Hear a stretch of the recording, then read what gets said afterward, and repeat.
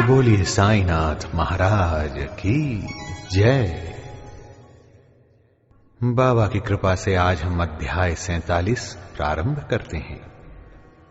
सर्पव मेंढक की कथा अब सुनते हैं भाई, जन्म जन्म तक साथ सदा देते कैसे साईं।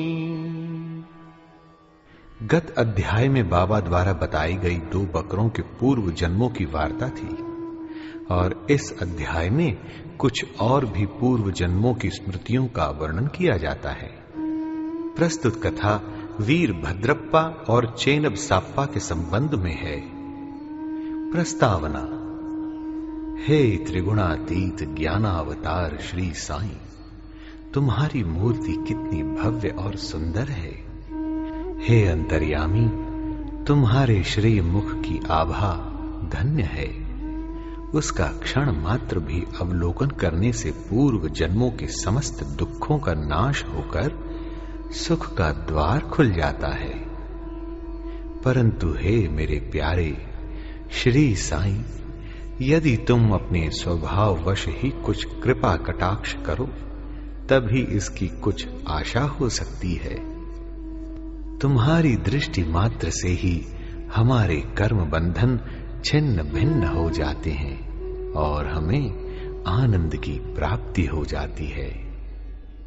गंगा में स्नान करने से समस्त पाप नष्ट हो जाते हैं, परंतु गंगा माई भी संतों के आगमन की सदैव उत्सुकता पूर्वक राह देखा करती हैं कि वे कब पधारें और मुझे अपनी चरण रज से पावन करें। श्री साईं तो संत चूड़ामणि हैं। अब उनके द्वारा ही हृदय पवित्र बनाने वाली यह कथा सुने। सर्प और मेंढक की कथा। श्री साईं बाबा ने कहा, एक दिन प्रातःकाल 8 बजे जलपान के पश्चात मैं घूमने निकला। चलते चलते मैं एक छोटी सी नदी के किनारे पहुंचा। मैं अधिक थक चुका था, इस कारण वहां बैठकर कुछ विश्राम करने लगा। कुछ देर के पश्चात ही मैंने हाथ पैर धोए और स्नान किया।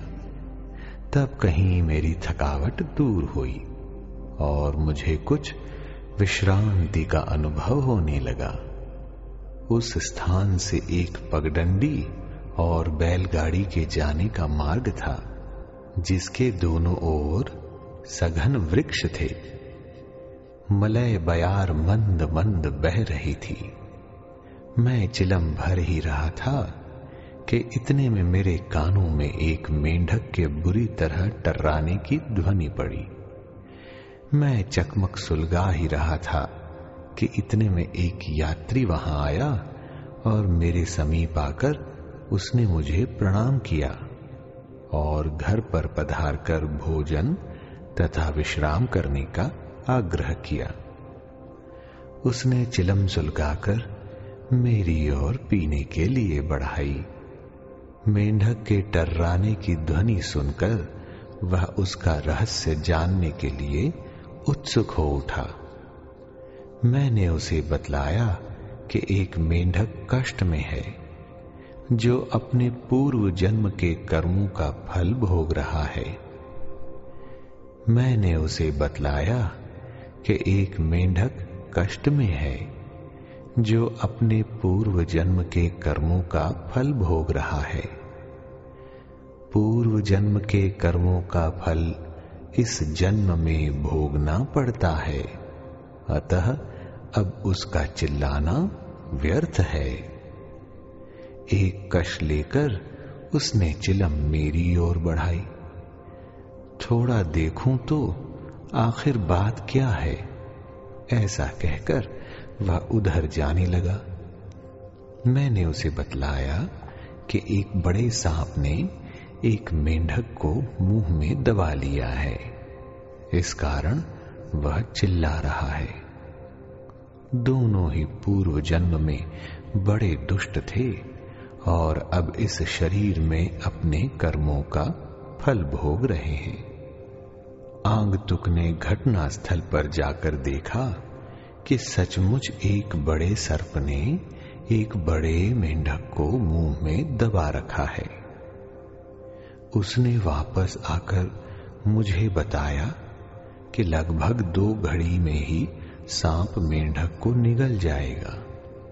मैंने कहा, नहीं, ये कभी नहीं हो सकता। मैं उसका संरक्षक पिता हूं और इस समय यहां उपस्थित हूं। फिर सर्प की क्या सामर्थ्य है कि मेंढक को निगल जाए? क्या मैं व्यर्थ ही यहां बैठा हूं? देखो, मैं अभी उसकी किस प्रकार रक्षा करता हूं। दोबारा चिलम पीने के पश्चात हम लोग उस स्थान पर गए। आगंतुक डरने लगा और उसने मुझे आगे बढ़ने से रोका कि कहीं सर्प आक्रमण न कर दे। मैं उसकी बात की उपेक्षा कर आगे बढ़ा और दोनों से कहने लगा, अरे वीरभद्रप्पा, क्या तुम्हारे शत्रु को पर्याप्त फल नहीं मिल चुका है जो उसे मेंढक की और तुम्हें यह सर्प की योनि प्राप्त हुई है? अरे अब तो अपना वैमनस्य छोड़ो, यह बड़ी लज्जाजनक बात है। अब तो इस ईर्ष्या को त्यागो और शांति से रहो। इन शब्दों को सुनकर सर्प ने मेंढक को छोड़ दिया और शीघ्र ही नदी में लुप्त हो गया। मेंढक भी कूद कर भागा और झाड़ियों में जा छिपा। उस यात्री को बड़ा अचंभा हुआ। उसकी समझ में न आया कि मेरे शब्दों को सुनकर सांप ने मेंढक को क्यों छोड़ दिया और वीरभद्रप्पा व चेनब सापा कौन थे। उनके वैमनस्य का कारण क्या था। इस प्रकार के विचार उसके मन में उठने लगे।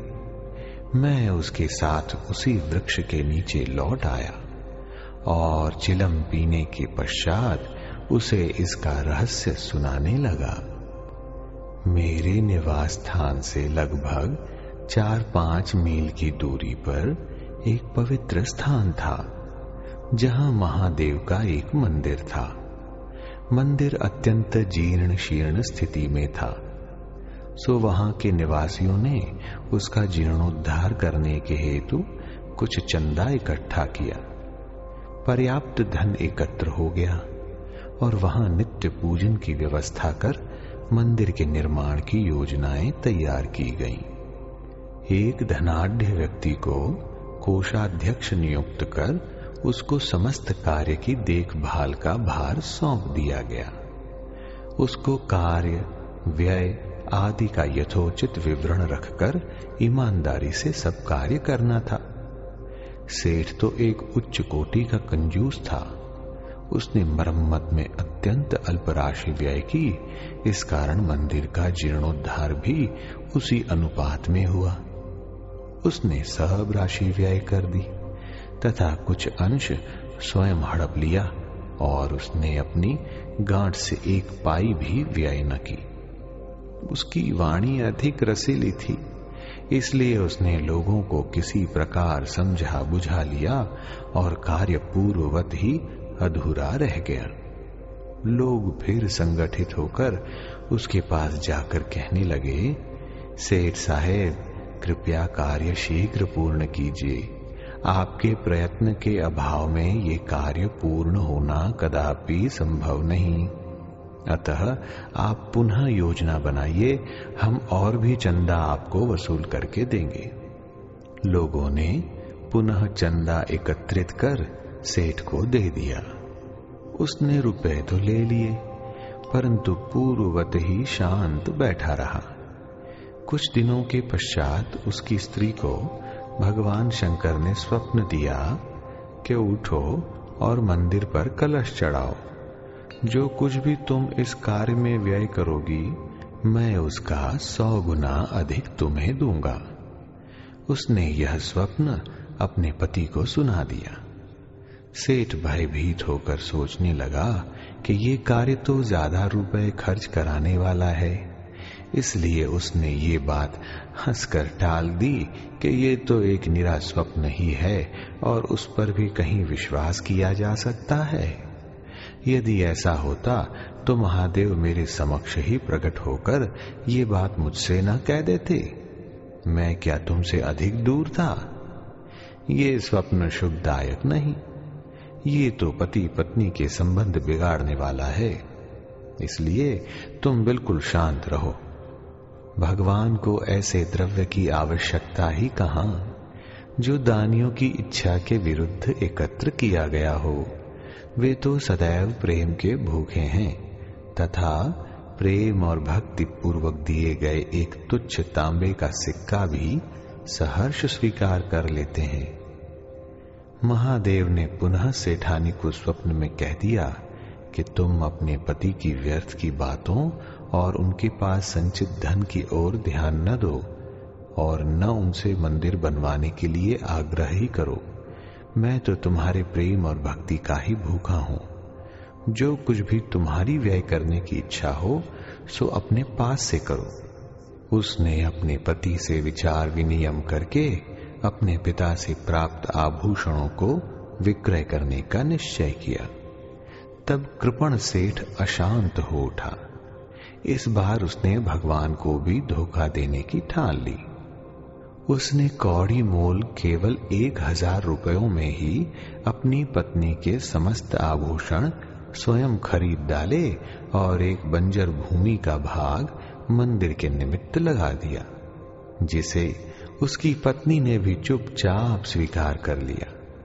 सेठ ने जो भूमि दी वह उसकी स्वयं की न थी, वरन एक निर्धन स्त्री दुबकी की थी, जो इसके यहां 200 रुपयों में गिरवी रखी हुई थी। दीर्घ काल तक वह ऋण चुकाकर उसे वापस न ले सकी, इसलिए उस धूर्त कृपण ने वही स्त्री दुबकी और भगवान को धोखा दे दिया। भूमि पथरीली होने के कारण उसमें उत्तम ऋतु में भी कोई पैदावार न होती थी। इस प्रकार यह लेन देन समाप्त हुआ। भूमि उस मंदिर के पुजारी को दे दी गई, जो उसे पाकर बहुत प्रसन्न हुआ। कुछ समय के पश्चात एक विचित्र घटना हुई। एक दिन बहुत जोरों से झंझावात आया और अतिवृष्टि हुई। उस कृपण के घर पर बिजली गिरी और फलस्वरूप पति पत्नी दोनों की मृत्यु हो गई। दुबकी ने भी अंतिम श्वास छोड़ दी। अगले जन्म में वह कृपण मथुरा के एक ब्राह्मण कुल में उत्पन्न हुआ और उसका नाम वीरभद्रप्पा रखा गया। उसकी धर्म पत्नी उस मंदिर के पुजारी के घर कन्या होकर उत्पन्न हुई और उसका नाम गौरी रखा गया। दुबकी पुरुष बनकर मंदिर के गुरव अर्थात सेवक वंश में पैदा हुई और उसका नाम चेनबसाप्पा रखा गया। पुजारी मेरा मित्र था और बहुधा मेरे पास आता जाता, वार्तालाप करता और मेरे साथ चिलम्बिया करता था। उसकी पुत्री गौरी भी मेरी भक्त थी। वह दिनों दिन सयानी होती जा रही थी, जिससे उसका पिता भी उसके हाथ पीले करने की चिंता में रहता था। मैंने उससे कहा कि चिंता की कोई आवश्यकता नहीं, वर स्वयं तुम्हारे घर लड़की की खोज में आ जाएगा। कुछ दिनों के पश्चात ही उसी की जाति का वीरभद्रप्पा नामक एक युवक भिक्षा मांगते मांगते उसके घर पहुंचा। मेरी सम्मति से गौरी का विवाह उसके साथ संपन्न हो गया। पहले तो वह मेरा भक्त था, किंतु अब वह कृतघ्न बन गया। इस नूतन जन्म में भी उसकी धन तृष्णा नष्ट न हुई। उसने मुझसे कोई उद्योग धंधा सुझाने को कहा, क्योंकि इस समय वह वैवाहिक जीवन व्यतीत कर रहा था। तभी एक विचित्र घटना हुई अचानक ही प्रत्येक वस्तुओं के भाव ऊंचे चढ़ गए और गौरी के भाग्य से जमीन की मांग भी अधिक होने लगी और समस्त भूमि 1 लाख रुपयों में आभूषणों के मूल्य से 100 गुना अधिक मूल्य में बिक गई। ऐसा निर्णय हुआ कि 50,000 रुपए नकद और 2,000 रुपए प्रतिवर्ष किश्त पर चुकता कर दिए जाएंगे। सबको ये लेन देन स्वीकार था, परंतु धन में हिस्से के कारण उनमें परस्पर विवाद होने लगा। वे परामर्श लेने मेरे पास आए और मैंने कहा कि ये भूमि तो भगवान की है जो पुजारी को सौंपी गई थी। इसकी स्वामिनी गौरी ही है और 1 पैसा भी उसकी इच्छा के विरुद्ध खर्च करना उचित नहीं, तथा उसके पति का इस पर कोई अधिकार नहीं है। मेरे निर्णय को सुनकर वीरभद्रप्पा मुझसे क्रोधित होकर कहने लगा कि तुम गौरी को फुसलाकर उसका धन हड़पना चाहते हो। इन शब्दों को सुनकर मैं भगवत नाम लेकर चुप बैठ गया। वीरभद्र ने अपनी स्त्री को पीटा भी। गौरी ने दोपहर के समय आकर मुझसे कहा कि आप उन लोगों के कहने का बुरा न माने, मैं तो आपकी लड़की हूं, मुझ पर कृपा दृष्टि ही रखें। वह इस प्रकार मेरी शरण में आई तो मैंने उसे वचन दे दिया कि मैं 7 समुद्र पार भी तुम्हारी रक्षा करूंगा। तब उस रात्रि को गौरी को एक दृष्टांत हुआ। महादेव ने आकर कहा कि यह सब संपत्ति तुम्हारी ही है और इसमें से किसी को कुछ न दो। चेनब साप्पा की सलाह से कुछ राशि मंदिर के कार्य के लिए खर्च करो। यदि और किसी भी कार्य में तुम्हें खर्च करने की इच्छा हो तो मस्जिद में जाकर बाबा के परामर्श से करो। गौरी ने अपना दृष्टांत मुझे सुनाया और मैंने इस विषय में उचित सलाह भी दी। मैंने उससे कहा कि मूलधन तो तुम स्वयं ले लो और ब्याज की आधी रकम चेनब साप्पा को दे दो। वीरभद्र का इसमें कोई संबंध नहीं है। जब मैं ये बात कर ही रहा था तो वीरभद्र और चेनब साप्पा दोनों ही वहां झगड़ते हुए आए। मैंने दोनों को शांत करने का प्रयत्न किया तथा गौरी को हुआ महादेव का स्वप्न भी सुनाया। वीरभद्र क्रोध से उन्मत्त हो गया और चेनब साप्पा को टुकड़े टुकड़े कर मार डालने की धमकी देने लगा। चेनब साप्पा बड़ा डरपोक था। वह मेरे पैर पकड़कर रक्षा की प्रार्थना करने लगा। तब मैंने शत्रु से उसका छुटकारा करा दिया। कुछ समय पश्चात ही दोनों की मृत्यु हो गई। वीरभद्र सर्प बना और चेनब साप्पा मेंढक।